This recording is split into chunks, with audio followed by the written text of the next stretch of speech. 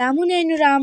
আমি সর্বপ্রথম ঠাকুর শ্রী শ্রী বালক ব্রহ্মচারী মহারাজের চরণে জানাই আমার শতকোটি প্রণাম এবং আপনাদের সকলকে জানাই বৈদিক অভিনন্দন। রামনারায়ণ রাম। প্রতিবাদ ও প্রতিকার এই দুটোই হোক হাতিয়ার। পার্ট 2। বৈষম্য যেন না থাকে। পুলিশ মহলের কাছে আমার একান্ত অনুরোধ, তারা যেন প্রেসিডেন্ট থেকে শুরু করে চৌকিদার অবধি যেই হোক না কেন, অপরাধ বা অন্যায় দেখলে ভয়ে ভীতিতে পিছপা না হয়ে প্রকৃত অপরাধীকে শাস্তি দেন। বিচারের ক্ষেত্রে জনগণ যেন কোনো বৈষম্য না দেখতে পায়। জনগণ যদি দেখে সর্বত্র সমান বিচার, সমান আসন, তবে সে তখনই তুষ্ট হয়ে সরকারের প্রতি দৃষ্টি দেবে, সরকারের প্রতি আস্থাশীল হবে।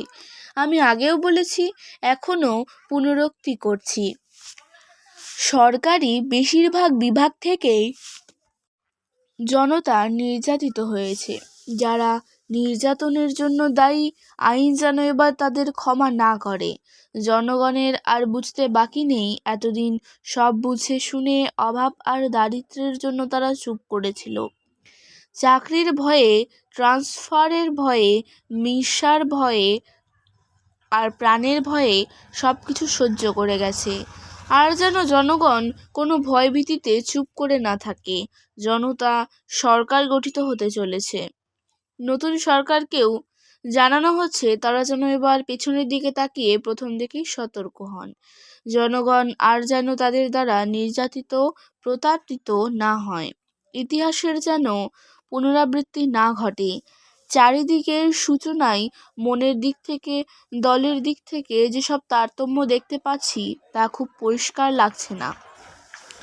কোথায় গিয়ে যেন খটকা লেগে যাচ্ছে। এখনো যদি মত নিয়ে আর পদ নিয়ে রাজনৈতিক নেতাদের মধ্যে মনোমালিন্য আর মতবিরোধ চলে, তবে খুবই মুশকিলের কথা। নেতাদের উদ্দেশ্যই হবে দেশের কল্যাণ করা, দশের মঙ্গল করা, দেশবাসীর সেবা করাই হবে তাদের ধর্ম। তারা ব্যাপ্তির স্বার্থে আত্মোৎসর্গ করবেন, তবেই তারা প্রকৃত নেতৃত্বের অধিকারী হতে পারবেন। তা না করে যদি এখনও তারা ক্ষুদ্র স্বার্থেই মেতে থাকেন, তাহলে চরম দুর্দিন আসন্ন। জনগণ আর তাদের ক্ষমা করবে না। এবার লাঠি ঠ্যাঙ্গা নিয়ে রুখে দাঁড়াবে। বিধানসভায় যে প্রার্থী নির্বাচন করা হবে তা যেন দলীয় পোষণনীতি বা স্বজন পোষণনীতির মাধ্যমে না হয়। নিরপেক্ষভাবে, উপযুক্ততা বুঝে বুঝে, দলের দিকে না তাকিয়ে যেন সব কাজ করা হয়। দায়িত্বশীল পদের জন্য কে কতটা উপযুক্ত, কে কতটা নিঃস্বার্থভাবে কাজ করবে, সেসব দিক চিন্তা করে তবেই প্রার্থী নির্বাচন করা সমীচীন। কে কার আত্মীয় আর কে কতটা তেল ঢালতে পারবে, সেদিক দেখে যেন প্রার্থী নির্বাচন না করা হয়। শুনলাম বিধানসভার প্রার্থী হতে গেলে প্রত্যেককে 200 টাকা জমা দিতে হবে। এই নিয়ম আমার ভালো লাগেনি। যেখানে সবার সমান অধিকার, যে কোনো দায়িত্বশীল ব্যক্তিই যেখানে প্রার্থী হিসাবে দাঁড়াতে পারে, সেখানে একসঙ্গে 200 টাকা দেবার ক্ষমতা সকলের নাও থাকতে পারে। যারা টাকা সংগ্রহ করতে পারবে না, তাদের উপযুক্ততা থাকা সত্ত্বেও তারা কিছু করার সুযোগ পাবে না। দেশের কাজই যেখানে মুখ্য, সেখানে পার্টি টাকায় সব আসবে কেন? তাও শুনলাম টাকাটা ফেরত পাওয়া যাবে না। এটা যেন আরেকটা কোম্পানির ব্যবসার মতো লাগছে। জনগণ থেকে দায়িত্বশীল, পরিশ্রমী, নিঃস্বার্থ, নিষ্ঠাবান ব্যক্তিদের বেছে নিতে হবে প্রতিনিধি স্বরূপ। তবেই তো জনগণের মনে আস্থা আসবে।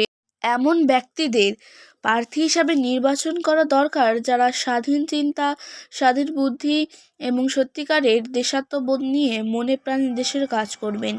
এবারকার সরকারের তরফ থেকে যেন এমন কোনো কাজ না করা হয় যার ফলে সরকার জনগণের বিদ্বেষভাজন আর অবিশ্বাসভাজন হয়ে পড়েন। পতনের মূল কারণই হলো এটা।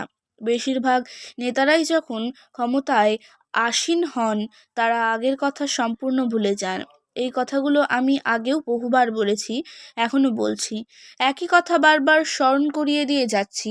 ক্ষমতা বারবার আসে না, তাকে অর্জন করা যেমন কঠিন, রক্ষা করা তার চেয়ে বেশি কঠিন। ক্ষমতা হাতে এলে অধিকাংশ নেতারই লোভ ও যশের বশে বুদ্ধিভ্রম হয়। তখন সেই লোভ ও যশই হয় কাল। আমি চাই সরকার ও জনগণের মধ্যে যেন একটা একাত্ম সম্পর্ক গড়ে ওঠে। জনগণ যেন অন্তর থেকে বলতে পারে, সরকার আমাদের, আমরা সরকারের। জনগণের মনের এই অবস্থা সরকারকে সৃষ্টি করতে হবে তার কার্যের দ্বারা। সরকার সর্বদাই যেন মনে রাখেন তারা দেশের স্বার্থে, জনগণের স্বার্থে, ব্যাপ্তির স্বার্থে কাজ করছেন। ব্যাপ্তি সেখানে আসতে পারে না। সরকার যদি একথা মনে রেখে শাসন কাজ চালান, তবেই জনস্বার্থ রক্ষা পাবে, জনগণ তুষ্ট হবে। চরম অবিচার আর অত্যাচারের মধ্যে দিয়ে দীর্ঘ 30টা বছর আমরা কাটিয়ে এসেছি। চারিদিকের পরিস্থিতিতে আজ যা দেখছি তাতে মনের দিক থেকে ঠিক যেন সাড়া পাচ্ছি না। তবে এখন হয়তো বুঝতে ভুল হতে পারে, পরে ঠিকও হয়ে যেতে পারে। যে কাহিনী আর বিবরণের ঢেউ চারিদিকে বয়ে চলেছে, সেই ঘটনার পুনরাবৃত্তি আর যেন না হয়। আজকের তত্ত্ব ও আলোচনা আমি এখানেই শেষ করছি। দেখা হচ্ছে পরের ভিডিওতে। ভালো থাকবেন, সুস্থ থাকবেন। রাম।